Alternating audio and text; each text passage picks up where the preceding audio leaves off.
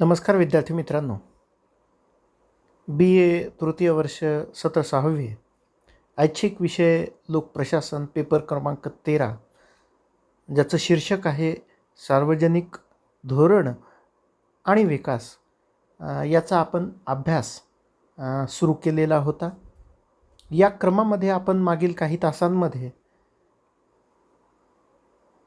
पहिलं प्रकरण जे आहे की सार्वजनिक धोरण म्हणजे काय, त्याचे प्रकार, त्याचे उद्देश, त्याची प्रक्रिया याच्या संबंधानं आपण अभ्यास सुरू केला होता. आणि मागील काही तासांमध्ये आपण सार्वजनिक धोरणाच्या व्याख्या आणि अर्थ सविस्तरपणे पाहिलेला होता. अभ्यासक्रमाच्या या पुढच्या टप्प्यामध्ये आज आपण हे पाहणार आहोत की सरकारची कृती म्हणजे सार्वजनिक धोरण. लोकांच्या समस्या सोडवणं, लोकांचं हित साध्य करणं यासाठी सार्वजनिक धोरण अस्तित्वात येतं. सार्वजनिक धोरण म्हणजे सरकारचा ॲक्शन ओरिएंटेडपणा आहे, गोल ओरिएंटेडपणा आहे. ह्या बाबींचा आपण अभ्यास केला. आता आपल्याला सार्वजनिक धोरणाच्या अंगून शासन असेल किंवा जनता असेल किंवा कुठलीही व्यवस्था असेल की जी या प्रोसेसमध्ये सहभागी आहे, त्यांचे काय उद्देश असतात त्याचा अभ्यास करावयाचा आहे. भारतात देखील जेव्हा सार्वजनिक धोरणाची अंमलबजावणी होते, सार्वजनिक धोरण निर्माण होतं, ते प्रत्यक्षात जमिनीवर उतरण्यासाठी पुढे येतं, तेव्हा आपण पाहतो की त्याच्या अनुषंगाने काही हेतू आपसुकच साध्य होतात. किंबहुना सार्वजनिक धोरणांना आकार देत असतानाच या उद्देशांना डोक्यात ठेवलं जातं, या उद्देशांचा विचार हा केला जातो. आपल्याला या सार्वजनिक धोरणाच्या उद्देशांचा अभ्यास करत असताना पहिला उद्देश सांगता येईल की संविधानामध्ये सामान्य नागरिकांसाठी जे मूलभूत हक्क नमूद केलेले असतात, तर या मूलभूत हक्कांचं संरक्षण आणि संवर्धन करण्यासाठी सार्वजनिक धोरण महत्त्वाचं आहे. भारतीय संविधानाने प्रत्येक भारतीय नागरिकाला संविधानाच्या कलम 12 ते 35 यामध्ये काही मूलभूत हक्क देऊ केलेले आहेत. या मूलभूत हक्कांमध्ये आपण पाहतो की समतेचा हक्क आहे, स्वातंत्र्याचा हक्क आहे, शोषणाच्या विरुद्धचा हक्क आहे, धार्मिक स्वातंत्र्याचा हक्क आहे, सांस्कृतिक व शैक्षणिक हक्क आहे, किंवा ज्याला आपण घटनात्मक उपाययोजना म्हणतो कलम 32, ज्याला आपण सर्वात महत्त्वाचं कलम म्हणू शकतो, न्यायालयात दाद मागण्याचं. तर या साऱ्या बाबी ज्या आहेत, कुठं ना कुठंतरी या साध्य करण्यासाठी, यांचं संरक्षण करण्यासाठी, यांचं संवर्धन करण्यासाठी भारतामध्ये सार्वजनिक धोरण आखली जातात. किंबहुना ही जी चौकट आखून देण्यात आलेली आहे, मग ती संविधानाची चौकट, त्याची आठवण न्यायालयांनी करून दिलेली असो किंवा जनसामान्यांच्या मनामध्ये खोलवर रुजलेली ही बाब असेल, परंतु ही चौकट किंवा हे मूलभूत हक्क डोळ्यासमोर ठेवूनच कुठल्याही शासनाला सार्वजनिक धोरणांची निर्मिती ही करावी लागते. उदाहरणादाखल आपण म्हणू शकतो की सध्या जो वाद चालू आहे अभिव्यक्ती स्वातंत्र्याच्या संबंधाने, मतस्वातंत्र्याच्या संबंधाने, खाजगीपणा जपण्याच्या संबंधाने, ट्विटर किंवा फेसबुक, व्हॉट्सअप या अकाउंटच्या बाबतीत कुठंतरी ह्याचा संबंध मूलभूत हक्कांशी आहे. या मूलभूत हक्कांचं संरक्षण व्हावं, संवर्धन व्हावं, या हेतूनं काही सार्वजनिक धोरणे ही आकार घेत असताना आपण पाहतो. किंवा अगदीच दैनंदिन जीवनात उदाहरण घ्यायचं झालं तर आपण म्हणू शकतो की RTE, राईट टू एज्युकेशन, हा मूलभूत हक्क देऊ केलेला आहे की 6 ते 14 या वयोगटातल्या बालकांना मोफत आणि सक्तीचं शिक्षण मिळालं पाहिजे. हा आता त्याचा मूलभूत हक्क झालेला आहे.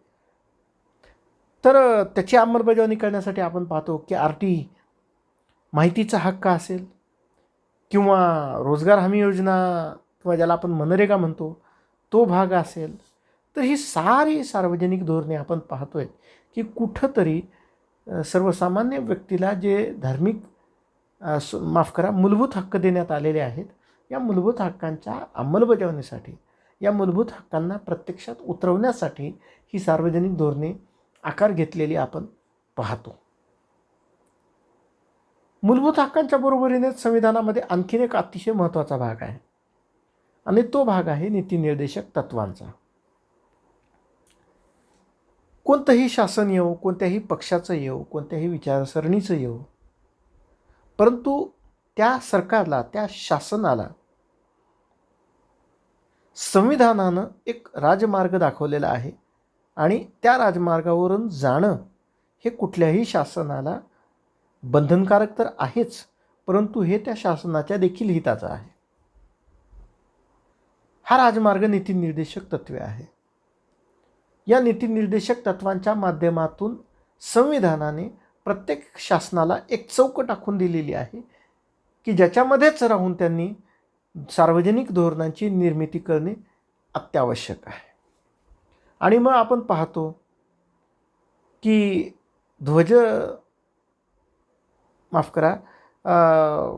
मग आपण पाहतो की ज्या गोष्टी या नीतिनिर्देशक तत्वांमध्ये सरकारने कराव्यात असं अपेक्षा केलेली आहे, सरकार देखील त्याच गोष्टींचं तंतोतंत पालन करण्याच्या दृष्टिकोनातून सार्वजनिक धोरणांची निर्मिती करत असतं.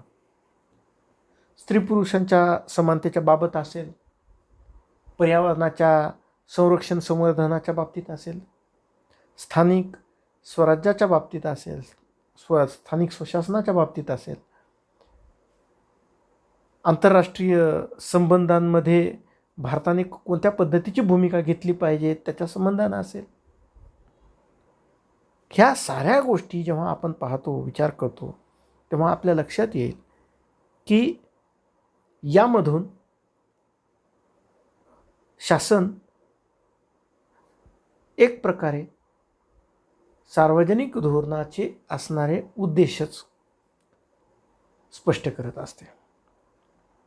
मुळात नीतिनिर्देशक तत्वे असोत, मूलभूत हक्क असोत, याच्या माध्यमातून कुठंतरी भारतामध्ये जे शोषित आहेत, वंचित आहेत,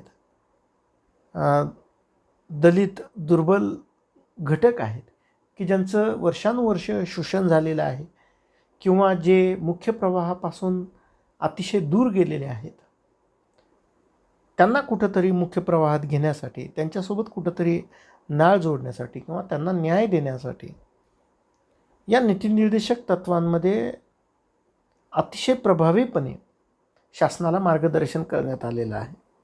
आणि आपण पाहतो की या नीतिनिर्देशक तत्वांची अंमलबजावणीच कुठंतरी सार्वजनिक धोरणांच्या माध्यमातून होत असते. मग जर का आपण वेतनाचा कायदा पाहिला तर त्याला कुठंतरी नीतिनिर्देशक तत्वांचा बाज आपल्याला असलेला पाहायला मिळेल. किंवा मनरेगासारखी जी योजना आहे की प्रत्येक हाताला काम मिळालं पाहिजे, रोजगार मिळाला पाहिजे, किंवा अन्न सुरक्षा धोरणासारखं धोरण असेल, पर्यावरणाची काळजी घेण्याच्या संबंधानं काही धोरण असेल, किंवा कलम 40मध्ये ज्या ग्रामपंचायतीच्या किंवा स्थानिक स्वराज्य संस्थांच्या बाबतीत मार्गदर्शन करण्यात आलेलं आहे आणि शासन त्याच्यावर वारंवार कायदा करत असतं, धोरण ठरवत असतं, त्याच्या बाबतीत असेल, तर कुठंतरी या साऱ्या बाबी सार्वजनिक धोरणांच्या उद्देशालाच स्पष्ट करताना आपल्याला पाहायला मिळतात. त्याच्यानंतर आपण पाहतोय की कुठंतरी सार्वजनिक धोरणाचा एक मुख्य मोठा उद्देश हा देखील असतो की देशाचा सामाजिक आर्थिक विकास झाला पाहिजे, रोजगाराची निर्मिती झाली पाहिजे. भारतासारखा देश की जो सामाजिक रूढी प्रथा परंपरा यांच्या जोखडामधून अजूनही पूर्णतः मुक्त झालेला नाही किंवा दारिद्र्यानं जो पिचलेला आहे, जिथे फार मोठ्या प्रमाणावर शोषण होतं, तिथं आर्थिक विकासाचं सामाजिक विकासाचा उद्देश हा प्राधान्यानं घ्यावा लागतो. तर त्याच्यासाठी सुद्धा आपण पाहतो की सार्वजनिक धोरणाशिवाय पर्याय नाही. अंधश्रद्धा निर्मूलनाचा कायदा असेल किंवा अधिकाधिक रोजगार निर्मिती व्हावी याच्यासाठी निर्गुंतवणुकीसारखं धोरण असेल किंवा इतर काही धोरणं असतील की जी विकास साधण्यासाठी आपण म्हणतो आहे आर्थिक विकास साधण्यासाठी राबवली जातात.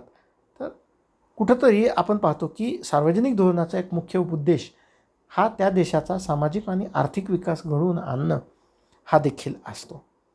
आणि त्याच्यानंतर आपण पाहू शकतो की फक्त सामाजिक आर्थिक विकासापुरतं मर्यादित न राहता भारतासारखा देश की जिथं एक फार मोठी गौरवशाली दीर्घ सांस्कृतिक वारसा आहे, परंपरा आहे, तर कुठंतरी त्याचं देखील जतन होत असताना आपण पाहतो.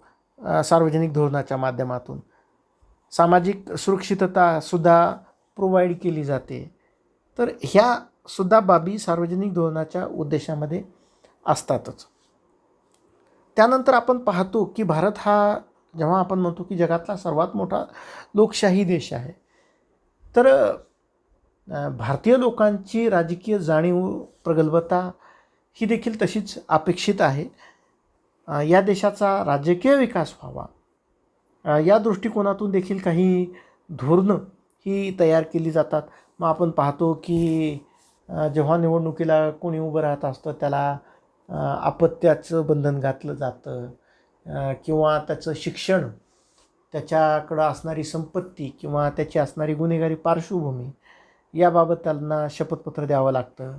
तर या साऱ्या गोष्टी ज्या आहेत या कुठं ना कुठं तरी त्या देशाचा राजकीय विकास व्हावा या हेतूनं आपण पाहतो.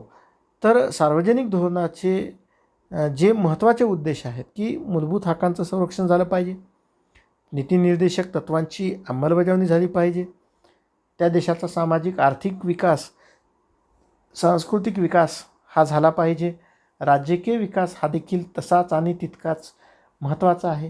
तर ही सारी सार्वजनिक धोरणाची उद्देश आहेतच. बाकीची सार्वजनिक धोरणाची उद्दिष्टे आपण पुढील तासामध्ये पाहू. तूर्तास धन्यवाद.